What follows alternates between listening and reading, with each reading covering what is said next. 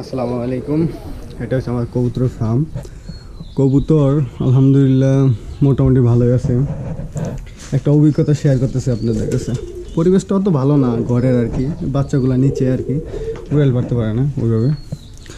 আলহামদুলিল্লাহ এই যে দেখেন একটা কবুতর খুব ফাঁকা, আরেকটা ফাঁকা, এই যে একটা ফাঁকা, এই একটা ফাঁকা, এই নামটা আছে আর কি। এগুলো তো ফাঁকা বললে ভুল হবে, এটা তো থাকে আর কি, খারাপ না। এই যে একটা ইটা আর কি মোটামুটি আলহামদুলিল্লাহ যেটুকু চলে অনেক ভালো। কিন্তু নতুন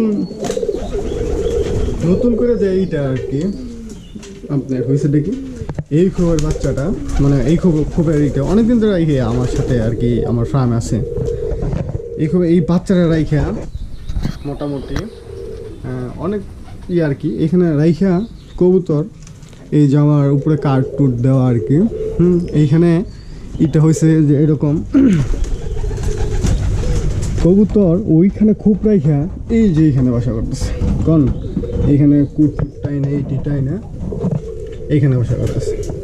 তাহলে বলেন এখন আমি ওইখানে এত কষ্ট করে ইটি করে খুব বানাই টানাই দিছি, ইটি দিছি, এই যে আপনার ডিম দিছে, মোটামুটি কবুতর এখানে আছে, মানে কিছু একটা অবস্থা। বাসা তো সুন্দর বানিয়েছে, তারপরে ওইখানে থাকবে না, এইখানে এসে তারা থাকবে, মানে বলার একটা অন্যরকম একটা ডিস্টার্ব করতে। মানে কবুতর আসলে কীরকম, মানে এত কষ্ট করে ইটি বানাই দিলাম তারপরেও তারা ওইখানে থাকবে না। হ্যাঁ, মানে একটা অন্যরকম একটা ইয়েতে আর কি অভিজ্ঞতা। আমি জানি কবুতর সবসময় এগুলো ইয়েতে থাকে আর কি, এখন দেখি না ওইখানে থাকে সে, তারা মানে বলার বাইরে একটা ইয়ে আর কি। আচ্ছা যাই হোক, তারপর আমার ফার্মের জন্য আপনারা দোয়া করেন যেন আমার ফার্মটা খুব সুন্দরভাবে আমি গড়ে নিতে পারি, সুন্দরভাবে এইগুলো করতে পারি। সকলে আমার জন্য দোয়া করেন। আসসালামু আলাইকুম।